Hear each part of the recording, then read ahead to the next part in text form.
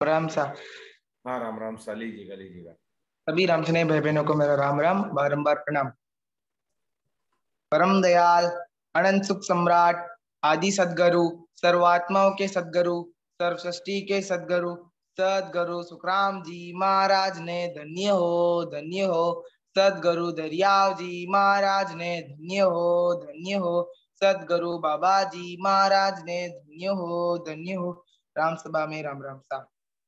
भगत उपजे को अंक दोहा।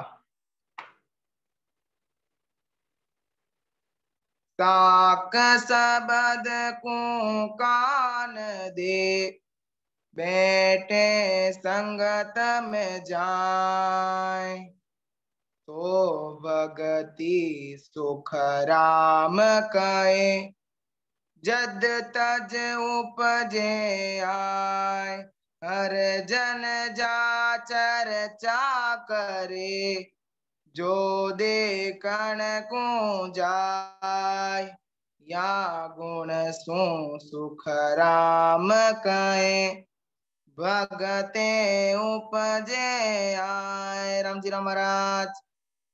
परम दयाल सदगुरु सुखराम जी महाराज फरमाते हैं कि उन केवली भगवंतों की सत्संगत में जाकर उनके पास बैठकर सत्संगत का ज्ञान मन लगाकर सुनने से, कान देकर सुनने से उन जीवों की घट में हृदय में सत्स्वरूप सत्सबत की भक्ति जागृत होगी, यानी भक्ति उपजेगी। ऐसा आदि सदगुरु सुखराम जी महाराज ने फरमाते हैं।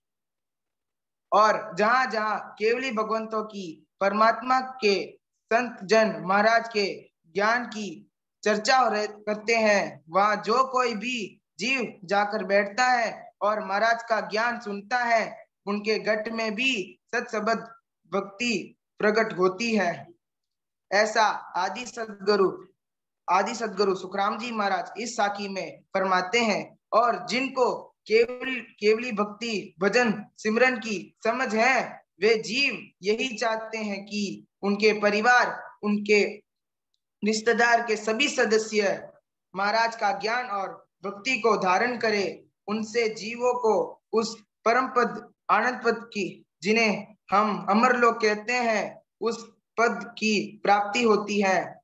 इसलिए परम दयाल अनंत सुख सम्राट आदि सदगुरु सुखराम जी महाराज अपन सभी राम स्नेही भाई बहनों को बार बार यही फरमाते हैं कि ज्यादा से ज्यादा राम नाम का दारोदार सिमरन करना चाहिए, क्योंकि महाराज ने सिमरन में ही सार है, महाराज ने ऐसा बताया है।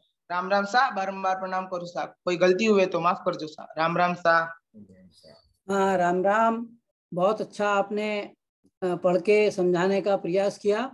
इसमें जो नोट दिए गए वो ये दिए गए कि साखी से ऐसी समझ में आता है कि सभी लोग जो हमारे राम स्नेही हैं वो यही चाहते हैं कि ज्यादा से ज्यादा लोग सत्संग में जुड़ें, और उनके प्रयास से एक दो व्यक्ति सत्संग में आ जाते हैं तो वो आगे क्या कर सकते हैं कि उन्हें अपने घर पर संतों को आमंत्रित करते रहना चाहिए, परिवार के रिश्तेदार मित्र आदि से मुलाकात करानी चाहिए। ऐसा करने से संतों की साखी और शब्द चर्चा करते करते ही कान में जाएंगे और संतों के स्वभाव का प्रभाव भी पड़ेगा। तो राम स्नेही अपने परिचित राम स्नेहियों के महत्व को समझते हैं, उनको यदा कदा परिवार में मिलते जुलते रहना चाहिए। उनके बीच की ज्ञान वार्ता का प्रभाव परिवार के सदस्यों पर भी अवश्य होगा।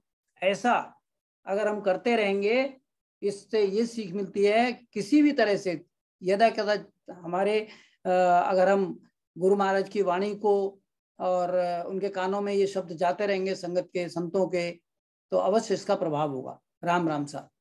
राम राम सा। बिल्कुल बहुत ही